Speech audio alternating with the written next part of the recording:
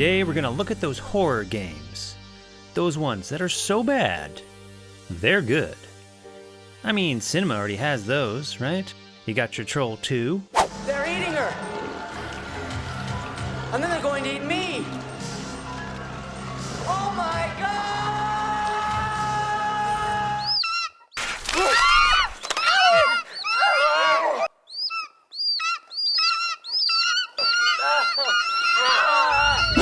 Now, it's gaming's turn to look at those games that are somehow so bad they become worth playing. The games that will make you scream in more ways than one. Whether it's awkward gameplay mechanics, scares that make you laugh, or an entire game based around a side mission that leaves you liking the game for all the wrong reasons. So hit that subscribe icon as well as that bell icon as we get into the list that you can take the ranking about as seriously as the games themselves. So here are the top 10 horror games that are so terrible, they're good. Number 10, Lifeline. The voice command survival horror, a novel concept. When it works, stomach. Excellent. I pronounce stomach well. Head, shoot, reload. Bad.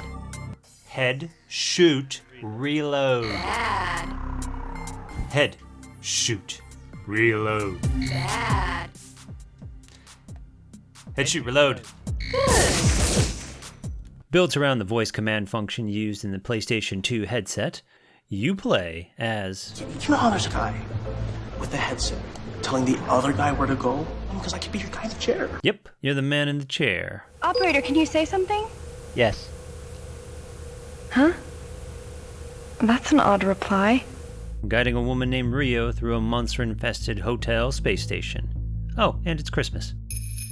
Rio needs you to tell her how to do, well, everything? Check the table. The table. Okay. Check the table. Stop. Yes. Table. The table. Okay. From investigating to finding objects, even battle is done entirely through voice commands. When it works, it feels like the feel-good Christmas game of the year. When it doesn't, it's like sitting through another showing of Cats. That's what I say to you. Half the battle of the game is just figuring out the right words to say, as sometimes the game doesn't give you a clear or good indication as to what the right word is. The voice command system in Lifeline makes it a hot mess, but who doesn't enjoy a hot mess? At least some of the time. I don't understand a thing. What does it mean? It doesn't make sense. Number 9, Druna, Morbus Gravis. Billed as an adventure game, but more of an interactive movie rather than an adventure game. It's based off the comic series where the main character, Druna, is known for taking off her clothes and having a lot of sex. At least that's what my internet search showed me a lot of. There's also this whole sci-fi world in the comic, something my internet search didn't show me a lot of. So, as you can imagine, the game is very adult. Now, not much in the game actually works, from gameplay to story are about as abundant as Druna's clothing. I think Game Over's review of the game said it best. It's basically just a big mess, but a well-made big mess. But a big mess nonetheless. Enough said. Number 8, Illbleed. This game shouldn't work, but it does. Kinda. Made for the Sega Dreamcast from the same team that made Blue Stinger, another survival horror on the Dreamcast. Blue Stinger, although liked, got panned for being somewhat generic.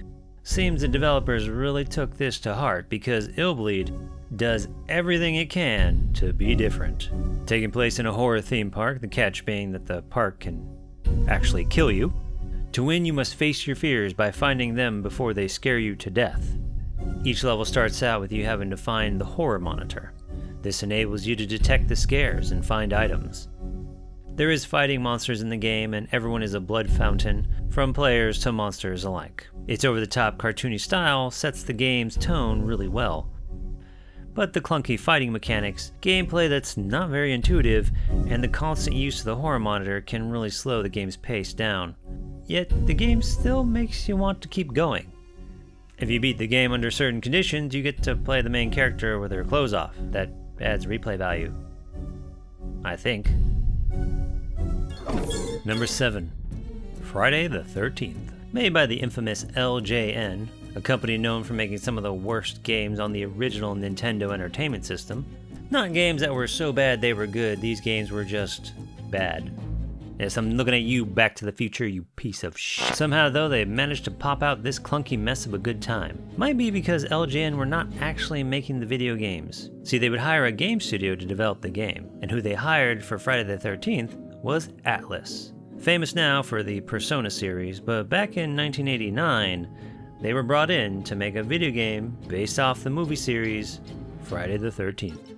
They would create an almost early version of the genre that would become known as survival horror, where you can choose to play as one of 6 different camp counselors at the infamous Camp Crystal Lake. Your goal is to make your way across the campgrounds, saving the children from our favorite hockey mask killer, Jason Voorhees. Along the way, you'll encounter zombies, crows, and wolves that are out to kill you. Jason himself can pop out at any time, and he's pretty damn OP. Now, the game has a not-so-easy-to-read map, frustrating gameplay, repetitive music, not being even one bit scary for a horror game, and hell, even Jason himself is the wrong color. Put this game on many of the worst games of all time lists. Friday the 13th, for all its problems, it has a charm to it. And for those who stick it out to the end, you can find more reward than regret. Useless idiot! I've had it working with losers like you two. Behind you! I'm joining up with some other team. Ah! What? Just keep quiet. Behind you! There's a And stop thinking you can order me around. Number 6. Michigan. Report from Hell. We got another hot mess here with a lot of fun to be had. You're the new rookie cameraman for the news station Zaka TV, investigating some strange going-ons. Being a newbie, you can't be troubled with anything but filming, so picking up objects and opening doors is happily handled by the reporter. The poor man. Hey! Look! There's a ball! It's the 7 ball! The game is filled with 3 things: suspense, immorality, and eroticism. I mean this literally, as these are 3 meters you can fill. How you film things is how you fill these meters. You gain suspense by good camera work. You gain the immoral by filming tragedies you could have prevented and ramming others. Yes, you can ram people in this game. Okay, try ramming into me right now. Ah! Not too hard though, you hear? Ah! Aw, she died because I didn't ram her. Oh, and if you're still wondering about how to fill the erotic meter, well, you fill that by filming parts of your female reporter and finding dirty magazines. With a story as ridiculous as the gameplay and voice acting on the same level as a Tommy Wiseau film, you can do no worse while doing so much better. It looks like there aren't even enough balls to play 9-ball. Yes, that's odd, isn't it? Let's go look for the missing balls. Number 5. Amy. Amy is one of those games that at first glance, you wouldn't think it's as bad as everyone says it is. Oh, but it is. The game starts with a train wreck, and that's really the game on all counts. See, escort missions are usually side missions in games that we tend to, a lot of times, dislike. And that's the entire game of Amy. You must guide a little girl named Amy through a bland, zombie-like infested world. Controls are sluggish and at times unresponsive. Voice acting is decent to awful. Screen tearing and frame rate issues plague the game constantly on the PS3. Oh, and there are jump scares. That won't scare you the first time or the 50th time. Amy herself is a problem. Her AI is bad. She won't follow you all the time, she'll get stuck behind doors, and she's just plain slow. I know, she's a little girl, but still.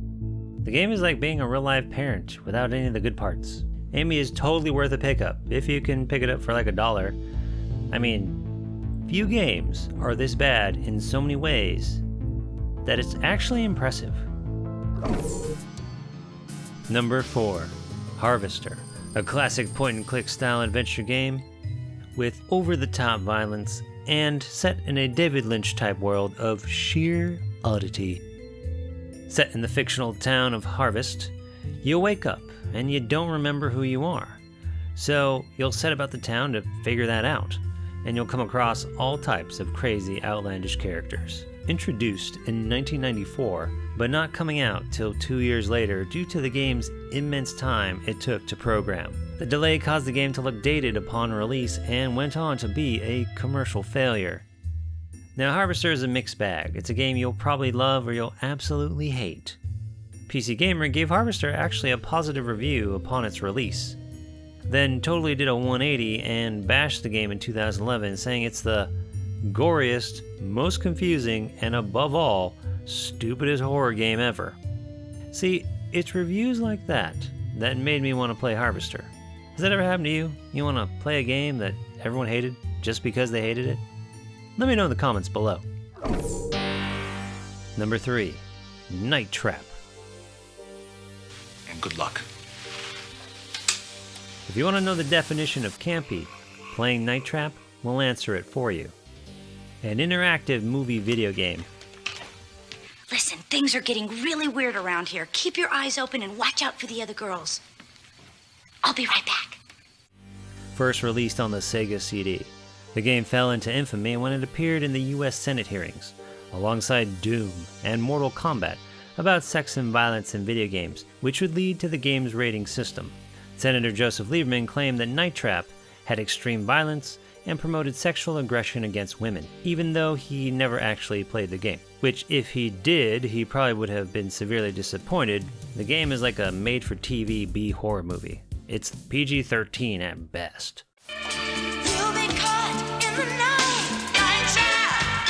You play as...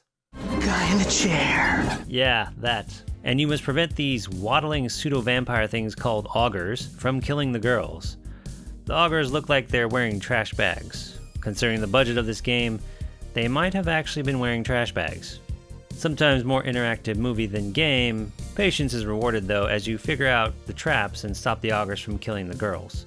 I say on one of your free nights, grab some popcorn and your favorite beverage and give Night Trap a go. It's on Steam and usually pretty cheap. You just might experience some B-movie bliss. Or just something shaking your head at scenes like these. I put the lives of those girls in your hands and you screwed up. I'm pulling the plug on you before you do any more damage. Breaking contact.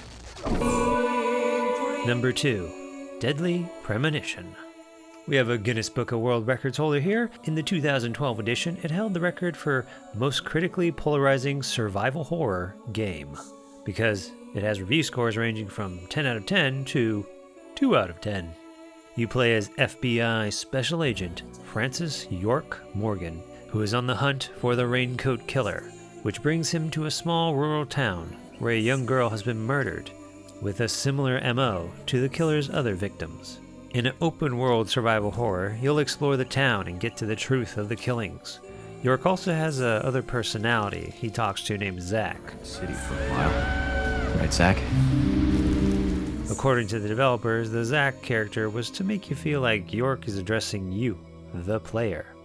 There's also much contention as to what's the best version of the game. The PlayStation 3 and the PC versions of Deadly Premonition are both glitchy messes. The Nintendo Switch version fares better but still has function problems, while the Xbox 360 version seems to be the consensus as the best version of the game. How polarizing this game is to you will greatly vary, but I say it's worth the risk. Number 1, Resident Evil 5.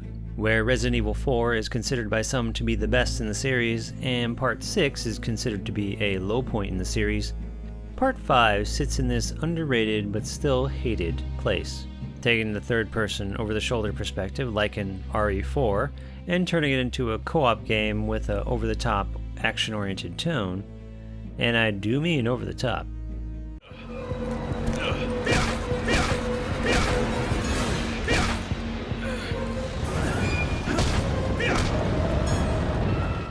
This game features the roided out Chris Redfield traveling to Africa where he gains a new partner in Shiva. The typical infestation of zombie-like monsters ensues and you must basically shoot your way out. The fun combat mechanics from RE4 are here, but marred by some really terrible AI, especially your co-op partner. Having a friend to play this game can mitigate this greatly. So hopefully you have friends. Thanks, partner. I didn't have any friends to play this with. RE5 forgoed its slower paced survival horror roots for a more action and wannabe scenes from the Matrix.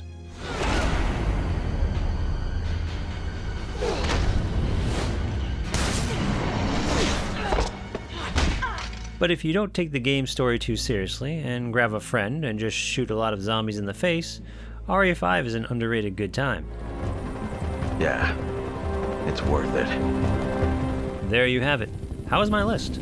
How good, or bad but still good, was your experience with these games? What terrible great games did I leave out? Let me know in the comments down below. Don't forget to subscribe and click the bell icon so you can stay up to date when I drop my next video.